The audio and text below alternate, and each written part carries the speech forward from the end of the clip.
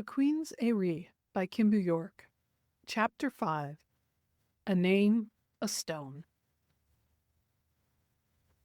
The first morning broke early and loud, with the woman who had met them with the wagon at the train station, Pyre, Perta? Agadart grimaced at herself for not remembering, ringing a loud bell as she walked through the barracks. They all rolled out of their hammocks, quiet and grumpy in the brisk cold of early dawn, and they did quick ablutions and changed into the simple tunics and leggings they had been instructed to bring with them. Class and region were marked by the outfits, sewn in similar styles, but with a wide range of fabrics and sometimes with unique cuts that labeled the maker as from one area or another. Agadart had made hers from a simple sackcloth, the house mistress helping her with the cut as she cried copiously about Agadart's future. The high waist and broad hems gave her away as being from the Orange Hills of Battenruck, although she had been careful to keep from using any material that was too fine or too local. The others had similarly tried to hide their origins, so despite the differences, they all still cut a very bland, monotonous picture as a group. Agadart saw the girls who had ridden up in the wagon with her the night before and tried to give them a friendly smile, but word must have somehow spread of her mysterious run-in with the head mistress, because all the polite greetings of the night before were gone. No one wanted to look at her, and the women on either side of her did their best to lean away from her as they all stood in lines out front of the barracks lodge. Mistress Seraphonite appeared in clothes not so very different, if more solidly constructed, and with some embroidery around the edges of the high-neck collar. Tall and formidable, with her braided mane of stiff black hair that was shot through with gray, she was intimidating, if familiar, for Agadart, since she was very clearly the daughter of Agadart's eldest aunt. Not that such an observation would be welcome. The first week will primarily be tending to the compound along with classroom lessons. There will be a significant amount of reading and tests, Mistress Seraphonite said. There were a few quiet groans at that from those who, presumably, had little schooling outside of what was required in their previous lives. Mistress Seraphonite gave them all a scathing glare, and everyone settled down again. You will be given your new names today as well. We expect you to sew them on your outer tunics. She tapped the space over her own heart. It is a large class this year, as expected, as the Queen readies her dragons for possible political instability. We expect your complete loyalty and dedication to this training. We also expect proper behavior and strong moral fortitude. You are not here to have fun or make friends. Am I understood? Everyone chorused, "Yes, headmistress," as if they had already practiced it 100 times. She nodded curtly and released them to go have breakfast.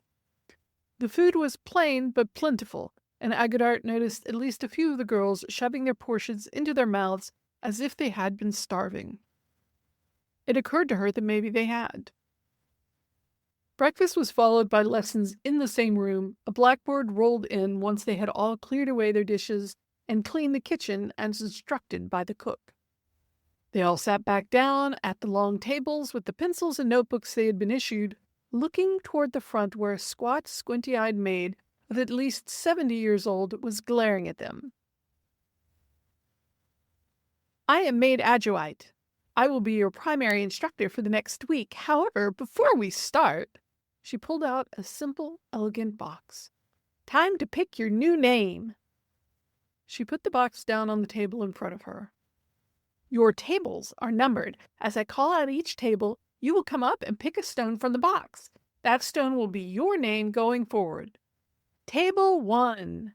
She shouted the last part, and the girls at that table scrambled to get up and walk to the box. Agadart was at table 11, about halfway through, but the box was full of stones, so she was not too concerned. When it was her turn, she looked down and was immediately taken by a small chunk of stone that was so green it was almost black, with a coppered-colored marbling. It was craggy and brutal in shape, all pointy edges. She picked it up, mesmerized by its fierce beauty. Maid Adrienne, Maid Pyre announced, and her assistant scribbled it down in a ledger. Agadart saw her maiden name listed there, no mention of her former or family titles, now followed by Adrienne IV. "There are 4 of us?" she asked in surprise. Maid Pyrite frowned at her. "In all of the history of the Corps, yes. When a maid dies, her stone is returned to the box." Agadart felt her eyes widen and clutched the stone to her chest as she quickly returned to her seat. After that, things settled into routine quickly. The first week was almost entirely classes in the main lodge that started as soon as breakfast dishes were cleaned. The recruits did everything, from serving themselves to cleaning the kitchen after the cook left, and other meals were no different. Their only breaks and lessons were to help out at the camp's barn, milking cows and cleaning the goat hatch. It was all new to Agadart, who had previously only theoretical knowledge about where the cream for her tea came from, but she threw herself into it as best she could. Her cousin, whom Agadart stubbornly refused to acknowledge outside of required interactions with her as the head mistress, seemed determined to mostly ignore Agadart in turn. That was fine with her. Bertrag, being years older than Agadart, had decided to pack up and join the Dragon Maid Corps when Agadart was a child. She remembered her cousin as sour and bitter and mean. It seemed little had changed, even if Bertrag had managed to find herself at the top of Dragon Main Corps hierarchy.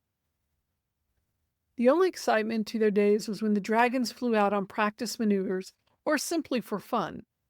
It was impossible to know their purpose just from watching. Agadart counted 19, including the iridescent dark green behemoth, who was obviously Duke Rodolph, or, as he was more correctly referred to by the maids, Admiral Leon Tempar. They were all majestic beasts, though, and mesmerizing to watch. Unlike her, most of her fellow maids had not seen too many dragons, and certainly not as up close as they did watching them flock out of the fort. Agadart was familiar with dragons from court, the queen's flight always in attendance, and on rotation for who was flying and who was walking. The queen's flight was only 7 dragons, not counting the queen, and had been scrupulous about keeping their distance from the human women who served as the queen's handmaidens. Everything about them was steeped in the powerful magic of the queen herself, and Agadart never felt the pull to watch them fly as she did the dragons of Industern. When the dragons launched out of the Eyrie, the maids all came to a standstill, their heads tilted up to the sky. Agadart was as transfixed as the rest of them, her heart clenching with a strange jealousy as she watched the dragons fly free.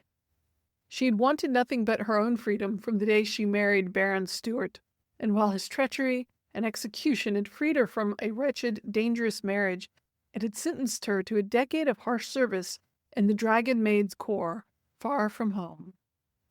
She imagined flying as free as a dragon could, and her soul ached. Some nights she drifted off thinking about dragons, and dreamed deeply satisfying flights of fancy, where she soared above the clouds, calling out for others, although when she woke, she was not entirely sure who the others had been. They were lovely dreams nonetheless, and she began to look forward to them as a welcome escape from the plain life she found herself in. Next up, Chapter 6, A Very Wrong Feeling. Thanks for listening.